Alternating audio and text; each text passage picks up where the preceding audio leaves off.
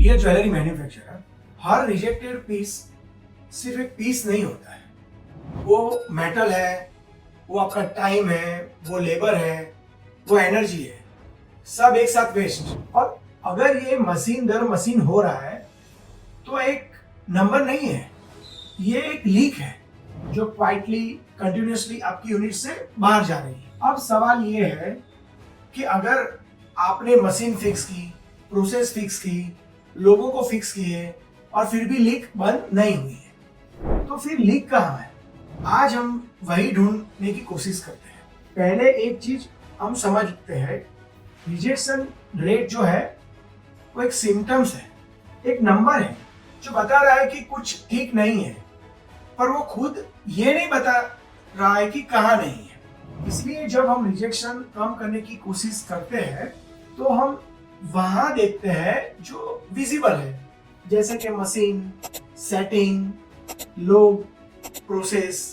Definitely ये सब important है, इनको फिक्स करना भी जरूरी है। पर एक चीज है जो इस लिस्ट में लगभग कभी नहीं होती और जो अक्सर सबसे ज्यादा इम्पेक्ट कर रही होती है, तो वो चीज है एलॉय, उसकी केमिस्ट्री, उसका बिहेवियर और बैच से बैच में उसकी कंसिस्टेंसी। आज हम एग्जैक्टली यही देखेंगे। रीजन नंबर 1, एलॉय को एक फिक्स चीज मान लेना। एक एजप्शन है जो लगभग हर यूनिट में चल रही है कि एलॉय एक फिक्स चीज है, same supply, same packet, same carat, तो सेम एलॉय।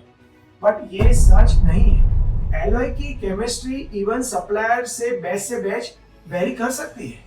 कंपोजिशन में छोटी सी डिफरेंस होती है, ग्रेन रिफाइनमेंट अलग लेवल का हो सकता है, कुछ एलिमेंट का प्रोपोर्शन थोड़ा ऊपर नीचे भी हो सकता है, और ये डिफरेंस आंखों से नहीं दिखती पर डायरेक्टली अफेक्ट करती है कास्टिंग कैसे बिहेव करेगी, फ्लो कैसे होगा, सॉलिडिफिकेशन कैसे होगा, सरफेस फिनिशिंग कैसे आएगा, श्रिंकेज कितनी होगी। तो आप सोचते हो सब सेम है, machine same, setting same, process same, फिर भी रिजल्ट वेरी कर रहे हैं। एक बैच अच्छा, एक बैच वीक। रीजन क्लियरली समझ नहीं आता है, क्योंकि जो चीज वेरी कर रही है उसे आप फिक्स मान रहे हो। रीजन नंबर 2, रीयूज का कोई सिस्टम नहीं होना। ये बहुत कॉमन है। कास्टिंग के बाद बचा हुआ मेटल, स्क्रू, रनर, रिजेक्ट सब वापस स्पॉट में जाता है। बिल्कुल सही है, इकोनॉमिकली जरूरी भी है, पर सवाल यह है कितनी बार। हर रीमेल साइकिल में एलॉय की केमिस्ट्री थोड़ी थोड़ी शिफ्ट हो सकती है, कुछ एलिमेंट बर्न ऑफ होते हैं, कंपोजिशन धीरे धीरे चेंज होती है। पहली बार में फर्क नहीं दिखेगा, दूसरी बार में भी शायद विजिबल नहीं होगा, बट तीसरी, चौथी बार, पांचवी बार आप एक स्लाइटली डिफरेंट एलॉय के साथ काम कर रहे हो और तब कास्टिंग में प्रॉब्लम आने लगती है, जैसे कि पोरोसिटी, रफ सरफेस, फ्लो के इश्यू, इंक्लूजन, हार्ड स्पॉट्स। आप मशीन एडजस्ट करते हो, सेटिंग को ट्विक करते रहते हो, कारीगर पे डाउट करते हो, और मेटल जो सेम लग रहा है वो सेम नहीं रहा। रीयूज ट्रैक नहीं होती है तो कंपोजिशन ड्रिप ट्रैक नहीं होती है, और जब ड्रिप ट्रैक नहीं होती है तो रिजेक्शन का रियल रीजन कभी क्लियरली समझ में नहीं आता। रीजन नंबर 3, कास्टिंग और फैब्रिकेशन में सेम एलॉय को यूज करना। ये थोड़ा लेस ऑब्वियस है पर इम्पैक्ट हैवी है। बहुत यूनिट एक ही अलग कास्टिंग और फैब्रिकेशन दोनों के लिए यूज करता है। लॉजिक सिंपल होता है, मेटल तो सेम ही है ना, गोल्ड है, सिल्वर है, तो क्या फर्क पड़ता है।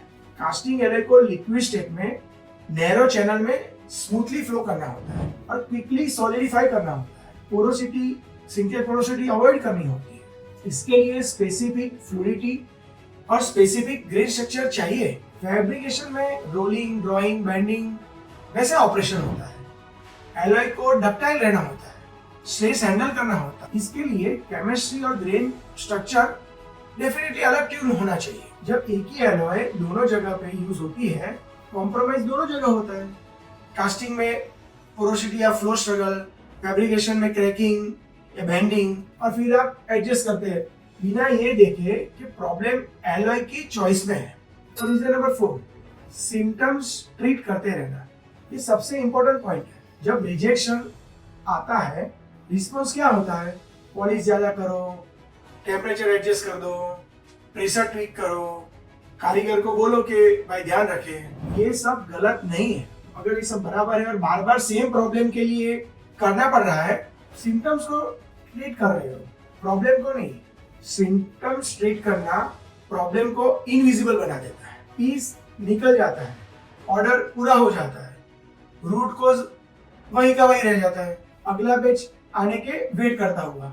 रिजेक्शन रेट इसीलिए नहीं गिरता क्योंकि फिक्स ऊपर होती है, प्रॉब्लम नीचे होती है। एलओ की केमिस्ट्री में, रीयूज सिस्टम में, एलओ सिलेक्शन में जब तक नीचे नहीं देखा जाएगा नंबर नहीं मिलेगा।